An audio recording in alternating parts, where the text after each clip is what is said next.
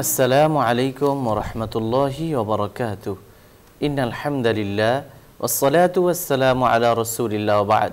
সম্মানিত দর্শক শ্রোতা, কাছে দূরে, দেশে কিংবা প্রবাসে, যে যেখানে বসে টিভির পর্দায় অথবা ইউটিউব চ্যানেলে আমাদের দেখছেন শুনছেন, সবাইকে জানাই আন্তরিক শুভেচ্ছা ও অভিনন্দন।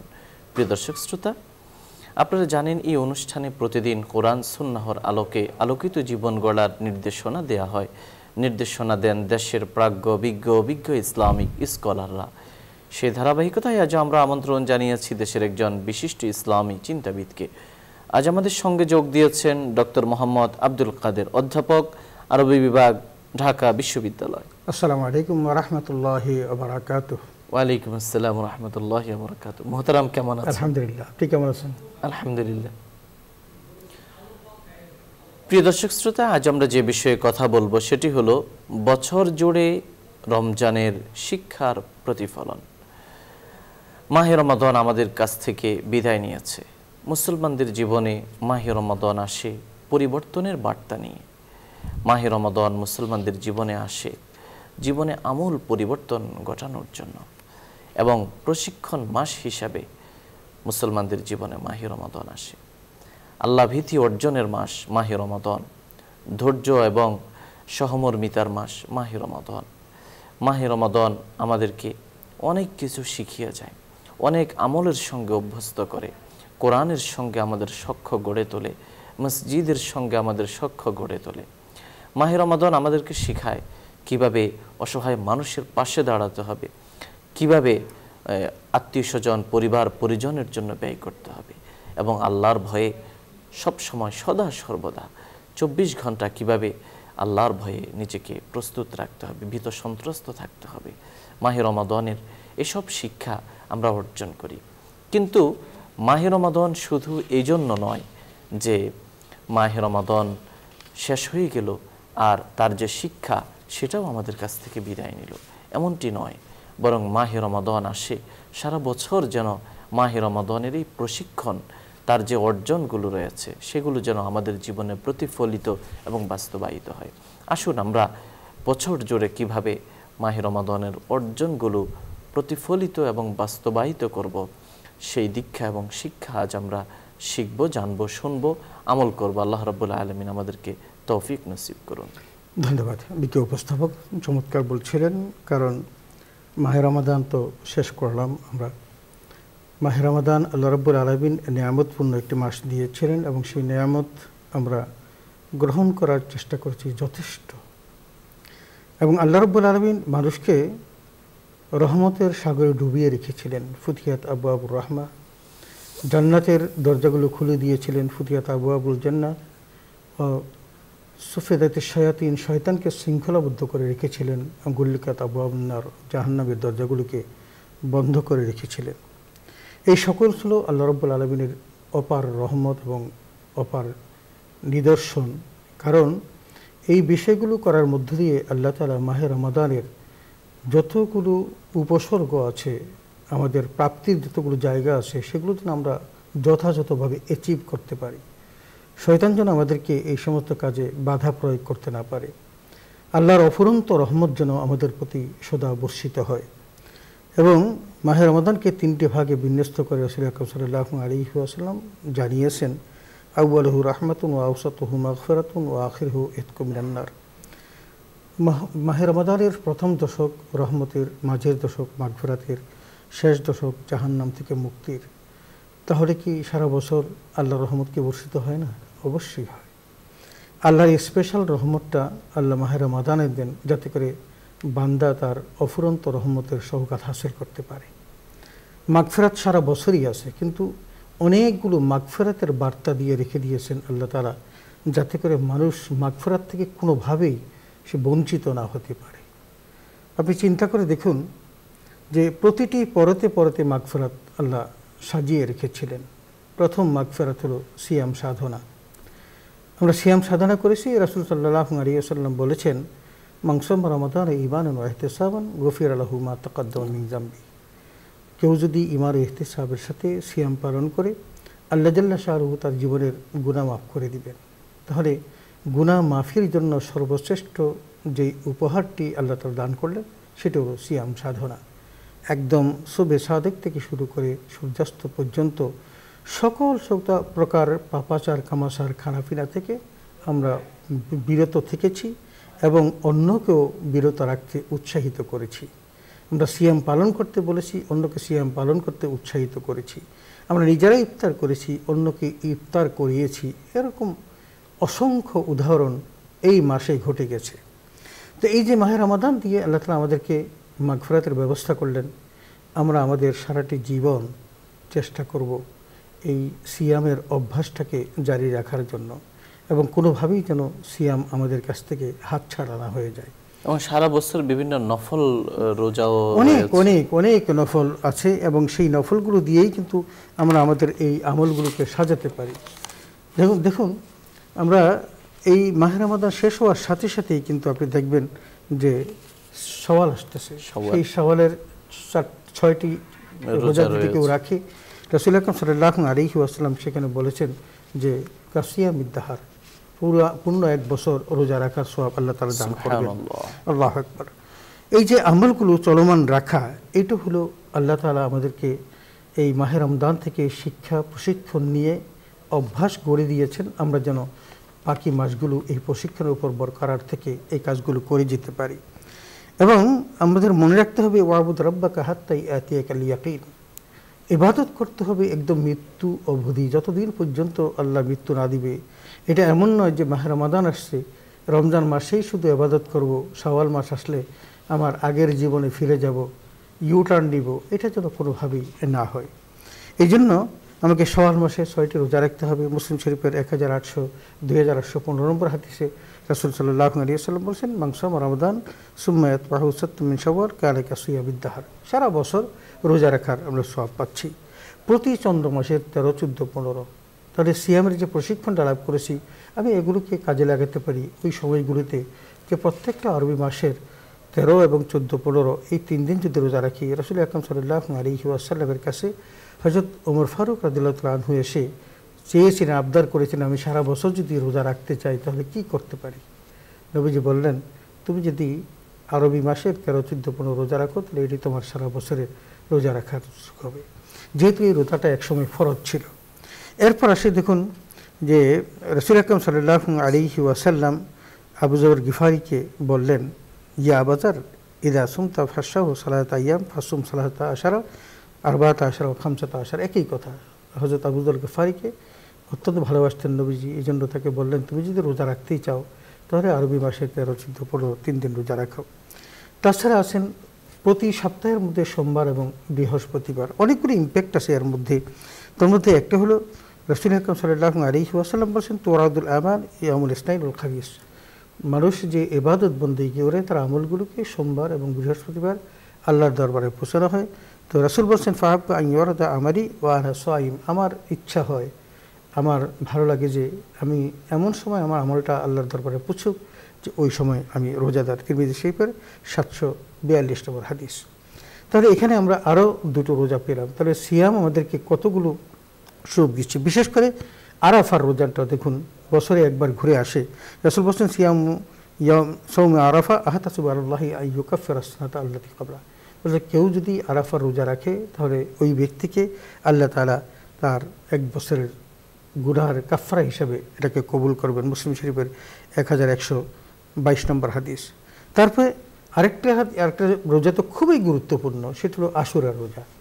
রাসূল আকরাম সাল্লাল্লাহু আলাইহি ওয়াসাল্লাম মক্কা থেকে মদিনায় গিয়ে যখন তাদেরকে দেখলেন যে তারা সিয়াম পালন করতেছে, ইহুদিরা সিয়াম পালন করতেছে, তখন জিজ্ঞেস করলেন কেন? তারা বললেন যে আমাদের নবী হযরত মুসা আলাইহিস সালাম তিনি এই দিনে ফেরাউনের কবল থেকে নাজাত পেয়েছেন, আল্লাহ তাআলা তাকে মুক্ত করেছেন, এই জন্য শুকরাতন তিনি সিয়াম পালন করতেন, আমরাও করি। নবীজি বললেন, তাহলে এর জন্য আহাক্কু আওলা বিমুসা মিনকুম, তোমাদের মধ্যে এই মুসার এই আমলের ব্যাপারে আমি বেশি হকদার।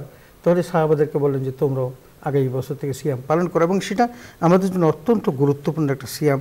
তো আমরা যেন সেই সিয়ামটা পালন করি, এবং এটা আমাদের জন্য আশুরা রোজা হিসেবে মুসলিম শরীফের 1162 নম্বর হাদিসে এসেছে।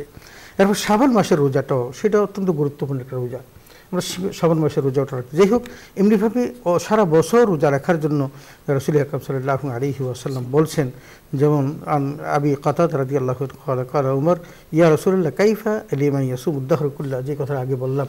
তো এখন আমরা এখানে যেটা পেলাম সেটা হলো অসংখ্য সিয়ামের কথা বলেছেন, যে সিয়ামগুলো আমরা সারা বছর, আজকে মাহে রমাদানে আল্লাহর বিধান পালন করতে গিয়ে 30টা রোজা রেখেছি, কিন্তু ওই রোজার অনুসরণ করেই আমি শাওয়ালের রোজা সারা বছরই কিন্তু রোজার এই ধারাবাহিকতাটা বা রোজার শিক্ষাটা প্রতিফলন ঘটাতে হবে। ধন্যবাদ।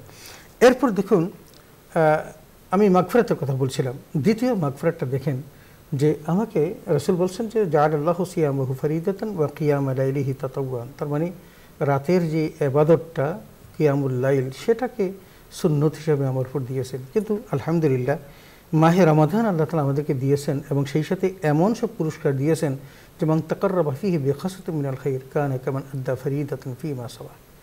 রাসূল আকরাম সাল্লাল্লাহু আলাইহি ওয়াসাল্লাম বলছেন, স্বভাবস্বরূপভাবে মানুষ যে সমস্ত নেক কাজগুলো করে, আমলগুলো করে, নফল ইবাদতগুলো করে, এই নফল ইবাদতটি, ওই নফল ইবাদতটাই যদি মাহে রমাদানে করে আল্লাহ তাআলা তাকে ফরজের সওয়াব দিবেন। তাহলে আমি যে সমস্ত সওয়াবগুলো পাচ্ছি, আদায় করছি নফল, কিন্তু সওয়াব পাচ্ছি ফরজের, তাহলে আমার মাহে রমাদানে কিন্তু আর নফল থাকলো না, প্রত্যেকটাই কনভার্ট হয়ে গেল আবার ফরজে। তো এমনিভাবে ফরজ আদায় করলে 70টা ফরজ। এই যে রাতের যে নামাজটা কিয়ামুল লাইল তথা তারাবির নামাজ, এখানেও কিন্তু মাগফিরাতের একটা বার্তা আছে। নবী সাল্লাল্লাহু আলাইহি ওয়াসাল্লাম বলেছেন, মান কামা রমাদানা ঈমানান ওয়া ইহতিসাবান গুফিরা লাহু মা তাকাদ্দামা মিন যামবি। কেউ যদি মাহে রমাদানে এই রাত বেলা ইবাদত করে, কিয়ামুল লাইল করে, তাহলে ওই ব্যক্তির জীবনের গুনাহ মাফ করে দিবেন। দুইটা। 3 নম্বরটা পেলাম, দেখুন মাগফিরাতের আরেকটা বার্তা। তার মানে এমনভাবে চমৎকারভাবে সাজিয়ে দিলেন যাতে করে কোনো বান্দা মাগফিরাত থেকে কোনোভাবেই বঞ্চিত না হয়। তারপর বলছেন ইফতার করা, নিজে করলে এবং অন্যকে করালে দুটোতেই তার লাভ। যেমন আল্লাহ জাল্লা শানুহু ইফতারকারীর ইফতারের এই সমস্ত দৃশ্য ফেরেশতাদের দেখান, এবং সেখানে আল্লাহ তার এই মানুষকে সৃষ্টি করেছেন, ওই ফেরেশতা চান নাই, তারপরও আল্লাহ যে সৃষ্টি করেছেন দেখান, দেখো আমার বান্দারা খুদ পিপাসায় কাতর, একেবারেই ক্লান্ত, কিন্তু সামনে বসে আছে, কত রকমের পসরা সাজানো ইফতারি আছে, কিছুই গ্রহণ করছে না, শুধু আমার নির্দেশের জন্য। একসময় তো তোমরা বলেছিলে তাদের সৃষ্টি না করার জন্য। এই যে গর্ববোধ করা, আল্লাহ আমাদেরকে নিয়ে গর্ববোধ করেন। তার মানে বিষয়টা এরকম যে এই যিনি ইফতার করেন তার এই দৃশ্যপট মহান রব ফেরেশতাদের দেখান। অন্যদিকে যারা ইফতার করান আল্লাহ তাআলা তাদের দুটো পুরস্কার দেন। একটা হলো তার জীবনের গুনাহ মাফ করে জাহান্নাম থেকে মুক্তি দেন। মান ফাত্তারা ফীহি সাইমান কানা লাহু মাগফিরাতু যুনুবিহি ইয়াতকারাকাবাতিহি মিনান নার। তাহলে এখানেও কিন্তু আমরা মাগফিরাতের একটা বার্তা পেলাম। আরেকটা বার্তা দেখেন, আল্লাহ রাব্বুল আলামিন লাইলাতুল কদর দিয়েছেন। তিনি এই রাতটা সম্পর্কে মাহে রমাদানের পূর্ব জুমাতে অথবা তার আগে যখন সাহাবাদেরকে এই মাস আগমনের বার্তা যখন পৌঁছাতেন, তখন তিনি একটা কথা খুব সগর্বেই বলতেন যে কাদ আজাল্লাকুম শাহরুন আজিমুন মুবারাকুন ফীহি লাইলাতুন খায়রুম মিন আলফি শাহর, যে তোমাদের মাঝে এমন একটি মাস ছায়া বিস্তার করতে যাচ্ছে যেটি অত্যন্ত বরকতময়, মহান, এবং আল্লাহ রাব্বুল আলামিন সেই মাসে তোমাদের জন্য এমন একটা রাত রেখে দিয়েছেন যে রাতটি 1000 মাসের চাইতে উত্তম। তার মানে কত বড় বরকতময় একটা রাত, যে রাতকে শামসুন আবিদের মতো একজন বনী ইসরাইলের বিখ্যাত আবেদ, তিনি দিনের বেলা সিয়াম এবং রাতের বেলা, দিনের বেলা জিহাদ, রাতের বেলা ইবাদত করে যে পূর্ণতা অর্জন করেছে, একজন মানুষ এক রাতে যদি এই ইবাদত করতে পারে আল্লাহ তাআলা তাকে সেই পরিমাণ সওয়াব দিবেন। তো যাই হোক, আমরা যা দেখলাম এতে মাগফিরাতের অনেকগুলো বার্তা। আরেকটা বার্তা আছে যে লাইলাতুল কদর যদি কেউ পালন করে আল্লাহ তার গুনাহ মাফ করে দেন। মান কামা লাইলাতুল কদর ঈমানান ওয়া ইহতিসাবান গুফিরা মা তাকাদ্দামা মিন যামবি। আরেকটা বার্তাও আছে, সেই বার্তাটা হলো আপনার আমার প্রত্যেকের বাড়িতেই কাজের মানুষ আছে, এই কাজের মানুষের কাজের বোঝাটা হালকা করে দিলেও কিন্তু আল্লাহ জাহান্নাম থেকে মুক্তি দেবেন এবং আপনাকে আপনার গুনাহ মাফ করে দেবেন। মান খাফফা মামলুকি গাফারাল্লাহু ওয়া তাকাহু মিনান নার। আপনি স্বভাবস্বরূপভাবে এটা ভাবছেন যে হারে আমি তো রোজা রাখছি, কষ্ট হচ্ছে, আমার কাজের মানুষটারও কষ্ট হচ্ছে, ফ্যাক্টরির মিল ফ্যাক্টরির শ্রমিকদেরও কষ্ট হচ্ছে, আমার অফিসের যারা পিওনার দাঁড়িয়ে আছে তাদেরও কষ্ট হচ্ছে, তো আমি তাদের কাজের বোঝাটা হালকা করে দিই, 8 ঘন্টা বিনিময়ে 6 ঘন্টা করে দিই, বাসায় কাজটা আমি তাকে সাহায্য সহযোগিতা করি। রাসূল বললেন সেখানে তোমার যে পুরস্কার সেটা হলো জীবনের গুনাহ মাফ করবেন এবং তোমাকে জাহান্নাম থেকে মুক্তি দিবেন। তার মানে আমরা জাহান্নাম থেকে মুক্তির এবং গুনাহ মাফের অনেকগুলো বার্তা পেয়েছি এবং এই শিক্ষাটা আমরা সারা বছর গ্রহণ করব। শুধু মাহে রমাদানই তাদেরকে সুযোগ দিয়েছি এমনটি না, আমরা সারা বছর এই কাজের মানুষগুলোকে একটু যদি সুযোগ দিতে পারি তাহলে আমরা মহা সওয়াবের অংশীদার হতে পারবো। ওয়াকফিদ জানাহাকা লিমান ইত্তাবাআকা মিনাল মুমিনিন, আল্লাহ তাআলা আমাদের অধীনস্থ মানুষদের প্রতি দয়ার বাহুগুলো প্রসারিত করার জন্য নিজেই তো নির্দেশ দিয়েছেন। ওয়াকফিদ জানাহাকা, তোমাদের বাহুগুলোকে তাদের জন্য প্রসারিত করে দাও। লিমান ইত্তাবাআকা মিনাল মুমিনিন, যে তোমাদের অনুসারী যে মুমিনরা আছে তাদের। তো এই ক্ষেত্রে আমরা শুধু মাহে রমাদানের এই শিক্ষাটা এখানেই রাখবো না, অন্য সময় বাকি সময়গুলোতে আমরা সেটা কাজে লাগানোর চেষ্টা করব ইনশাআল্লাহ। আমাদের একটা জিনিস মনে রাখতে হবে যে আমরা যে আমলটা করেছি মাহে রমাদানে, এই আমলটা শুধু মাহে রমাদানই সীমাবদ্ধ থাকবে এমনটি না। কারণ আহাব্বুল আমার ইলাল্লাহি আদওয়ামুহা ওয়া ইন কাল্লা, আল্লাহর কাছে পছন্দনীয় আমল তো হলো ওইটা যেটা নিয়মিত হয় যদিও তা কম। মাহে রমাদানে আমার তো একবারে আমি একদম সাচ্চা আবেদ হয়ে গেলাম। আমি যতটা সম্ভব চেষ্টা করেছি আজান দেওয়ার সাথে সাথে মসজিদে যাওয়ার জন্য, ফজরের নামাজ কোনোদিন মিস করি নাই। কিন্তু পরে দেখা গেলো যে আর আমাকে ঈদের দিন থেকেই নামাজে অবহেলা শুরু, আর পাওয়া যাচ্ছে না। তাহলে আমি এক মাস কি প্রশিক্ষণ গ্রহণ করলাম? এই জন্য আমাকে এই কিয়ামুল লাইলের যে প্রশিক্ষণটা আমরা যে নিয়েছি এবং রাতভর তারাবি নামাজ পড়ে, তাহাজ্জুদের নামাজ পড়ে, কোরআন তেলাওয়াত করে রাত জেগে থাকার যে অভ্যাসটা করেছি, এটা অন্ততপক্ষে আমাদের বাকি সময়গুলো কাজে লাগাতে হবে। তাহলে সারা বছর জুড়ে আমি আমার এই অভ্যাসটাকে রপ্ত রেখে আল্লাহর রেজামন্দি হাসিল করতে পারবো। তারপর দেখেন যে আমরা আমাদের সবচেয়ে বেশি প্রয়োজন, যে কারণ আমাদের তো এই আখিরাতের সম্বল অর্জন করার একমাত্র জায়গা হলো দুনিয়া, আর দুনিয়া মাসরাতুল আখিরা। এখন এই দুনিয়াটা হলো কিন্তু আমলের জায়গা, হিসাবের জায়গা না। আপনি যত পারেন শুধু এখান থেকে নেক কামাই করে যাবেন, নেক করতে করতে করতে করতে আপনি যখন পরিপূর্ণ নেক দিয়ে যাবেন, আপনার হিসাব শুরু হয়ে যাবে ওই কবর থেকে। আপনি ফিডব্যাক পেতে থাকবেন। দুনিয়ার জীবনে কি করছেন এটা কোনোদিন দেখবেন না, দেখার কোনো সুযোগও নাই।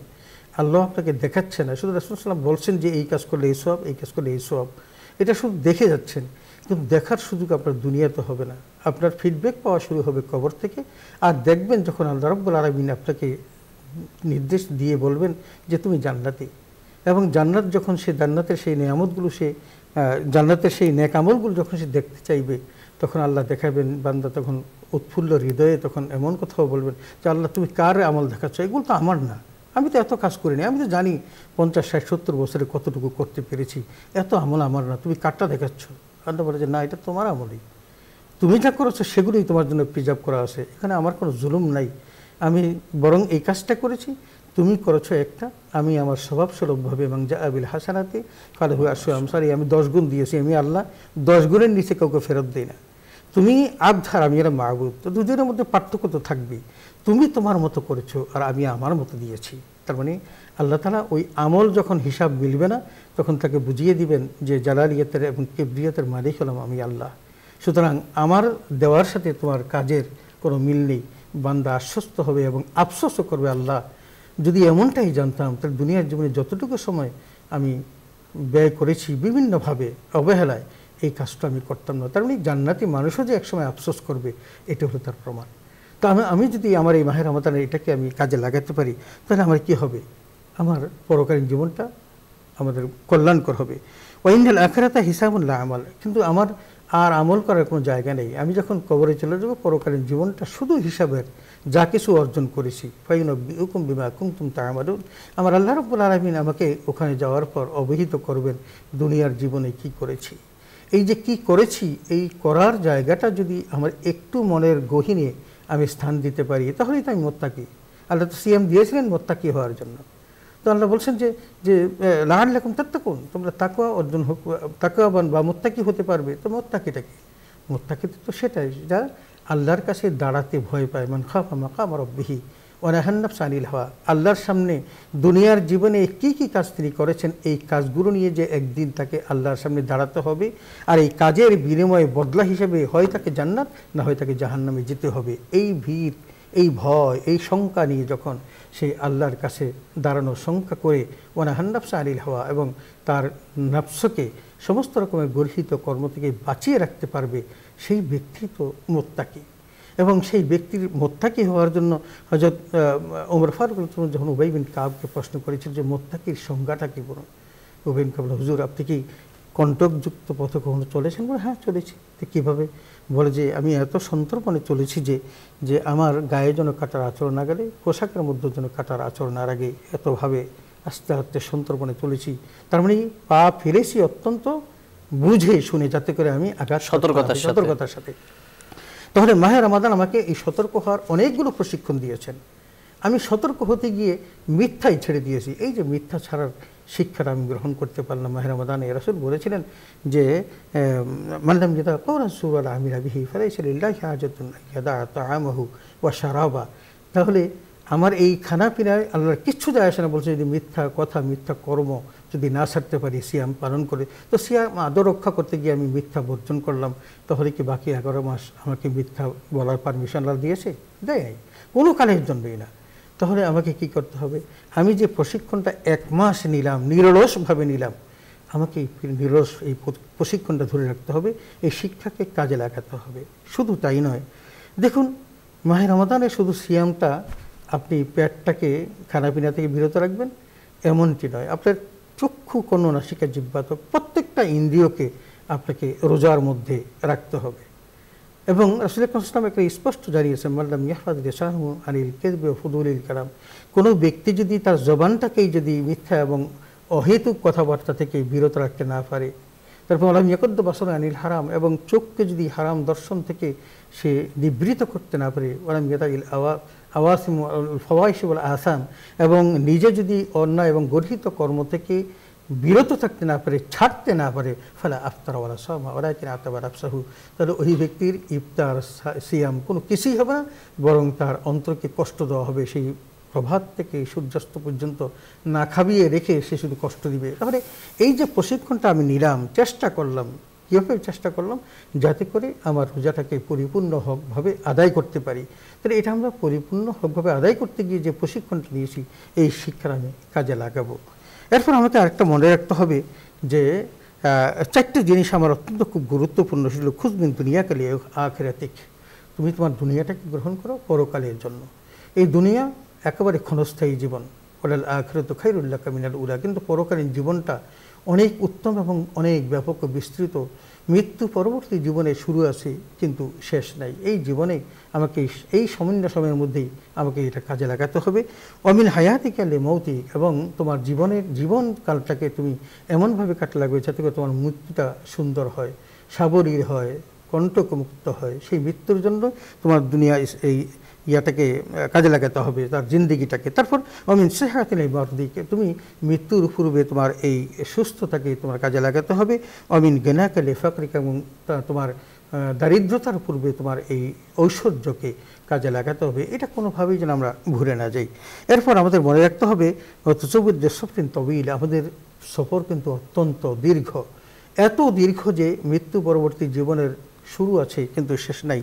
ওয়াস্তাইদুল হিসাবিন আসির, কিন্তু পরকালীন জীবনে যে কঠিন হিসাব হবে, সেই হিসাব থেকে নিষ্কৃতির জন্য আমাদের চেষ্টা করতে হবে। কারণ আমরা যা কিছু করছি সকল কিছুই কিন্তু আল্লাহ রাব্বুল আলামিন রেকর্ড করে রাখছেন। দুজন ফেরেশতা কিরামান কাতিবিন ইয়ালামুনা মা তাফআলুন, তারা কিন্তু লিখে রেখে আমাদেরকে আমাদের সামনে উপস্থিত করাবেন, এবং আল্লাহ তাআলা সমস্ত এই হিসাবগুলো সামনে দিয়ে বলবেন, ইকরা কিতাবাক কাফা বিনাফসিকা আল-ইয়াওমা আলাইকা হাসিবা, পড়ো, সারা জীবন তুমি যা কিছু করেছো সব কিছু এখানে লিপিবদ্ধ আছে, আজকে হিসাব দেওয়ার জন্য তুমি যথেষ্ট। বান্দা পারবে না একটি অক্ষরকেও সেদিন জলাঞ্জলি দিতে, একটি অক্ষরকে তিনি অমিট করার কোনো সুযোগ পাবেন না। দেখবেন, আফসোস করে বলবেন, মারি হাযাল কিতাব লা ইউগাদিরু সগীরাতান ওয়ালা কাবীরাতান ইল্লা আহসাহা। সেই সময়কার এই আফসোসের কথাগুলো বলে কোনো লাভ হবে না, কারণ সেখান থেকে ফেরত আসার আর কোনো সুযোগ নেই। এই জন্য আমরা এগুলোকে খুব বেশি করে কাজে লাগাবো। আর বিশেষ করে মুসলমান হিসেবে 4টি বিষয় অত্যন্ত গুরুত্বপূর্ণ। আমরা এই 4টি বিষয়কে আমাদের শিক্ষা হিসেবে কাজে লাগাবো। সেটা হলো যে আমরা বিশুদ্ধ ঈমান, শিরক মুক্ত ঈমান প্রতিষ্ঠা করবো। আল্লাহ তাআলা ইবাদত করার জন্য বলছেন যে আবুদুল্লাহ ওয়ালা তুশরিকু বিহি শাইআ, যে তোমরা আল্লাহর ইবাদত করো, আল্লাহর সাথে কাউকে কোনো শরীক করো না। এটা অত্যন্ত গর্হিত কাজ, অত্যন্ত বড় জুলুম। ইন্না শিরকা লাযুলমুন আযীম। অতএব আমাদেরকে পাকাপোক্ত ঈমান রাখতে হবে। 2 নম্বরটা হলো হালাল খাওয়া, হারাম উপার্জন থেকে বেঁচে থাকা। আপনি কপালে দাগ ফেলে দিয়েছেন ইবাদত করতে করতে, কিন্তু হারাম উপার্জন দিয়ে করেছেন। আল্লাহ রাব্বুল আলামিন আপনার এই ইবাদতকে কবুল করবেন না, এবং এই হারাম উপার্জন দ্বারা গঠিত দেহ জাহান্নামের ইন্ধন হবে। 3 নম্বর যেটা, যে কোনো পরিস্থিতিতে যে কোনোভাবেই নামাজকে কিন্তু ছেড়ে দেওয়া যাবে না। আমি যদি একের সংক্ষেপে একটা বিষয় বলি, কোনো একজন রমণী বাচ্চা প্রসব করতেছেন, মাথাটা বেরিয়েছে কিন্তু পরিপূর্ণ দেহ না বাড়ার কারণে রক্ত বের হয় নাই, তার কিন্তু এখনও হয় নাই, রক্তস্রাব হয় নাই, নেফাস শুরু হয় নাই, কিন্তু নামাজের সময় চলে যাচ্ছে, তাকে কিন্তু নামাজ পড়তে হবে। এত কঠিন তাকিদ। বিশেষ করে মুসলমান পুরুষ যারা, তাদের তো হযরত ওমর ফারুক বলেছেন, ঈমান আনার পর কোনো পুরুষ যদি সিয়াম এবং সালাত আদায় না করে, আমার ইচ্ছে হয় তাকে কতল করে ফেলি। তার মানে এটা কোনো পুরুষের পক্ষে বাদ দেওয়ার কোনো সুযোগ নেই, যদিও নারীকে আল্লাহ একটু সুযোগ দিয়েছেন। তারপর যে 4 নম্বর যেটা, মানুষের হক আদায় করা। আপনি যতই ইবাদত করেন না কেন, আপনি একেবারে জান্নাতীর হওয়ার মতো ইবাদত করেছেন। আপনি যদি রাসূল সাল্লাল্লাহু আলাইহি ওয়াসাল্লামের ওই হাদিসখানে দেখেন, মানিল মুফলিস, সাহাবাদেরকে জিজ্ঞেস করেছিলেন, তখন অনেকেই অনেক কথা বললেন যে যার অর্থবিত্ত নেই, কেউ বললেন কারো যার সন্তানাদি নেই, ইত্যাদি ইত্যাদি। নবীজি বললেন না, মুফলিস তো সে না, বরং মুফলিস ওই ব্যক্তি যেই ব্যক্তি ইবাদত করতে করতে আল্লাহর কাছ থেকে সার্টিফিকেট পেয়েছে তুমি জান্নাতি, তোমার সমস্ত ইবাদত আল্লাহ কবুল করেছেন। রওনা করেছেন, পথিমধ্যে আটকিয়ে দিলেন, ভাই কই যাও? জান্নাতে। তুমি যে জান্নাতে যাবো, তোমার সাথে আমার কিছু দেনা পানা ছিল, আমার তো দুনিয়ার জীবনে টাকা পয়সা তুমি নষ্ট করেছো, দুনিয়াতে আমি তোমার কোনো সেগুলো আদায় করতে পারিনি। আহকামুল হাকিম মানুষের হকগুলো আদায় করতে হবে, এই বিষয়গুলোর প্রতি অধিক গুরুত্ব দিতে হবে। শুকরিয়া মোহতারাম, আপনি আমাদের বলছিলেন বছর জুড়ে রমজানের শিক্ষার প্রতিফলন সম্পর্কে। প্রিয় দর্শক শ্রোতা, আমরা শুনতেছিলাম এবং যে কথাগুলো আলোচনা হলো তার সারমর্ম এটাই, মাহে রমাদান আমাদেরকে যে শিক্ষাগুলো দিয়েছে, এর যে অর্জনগুলো, সেগুলো সারা বছর ধরে রাখতে হবে। আল্লাহ রাব্বুল আলামিন আমাদের সবাইকে কথাগুলোর উপর আমল করার তৌফিক নসিব করুন। প্রিয় দর্শক শ্রোতা, আলোচনার এই পর্যায়ে আমরা সংক্ষিপ্ত মুনাজাতে অংশগ্রহণ করব।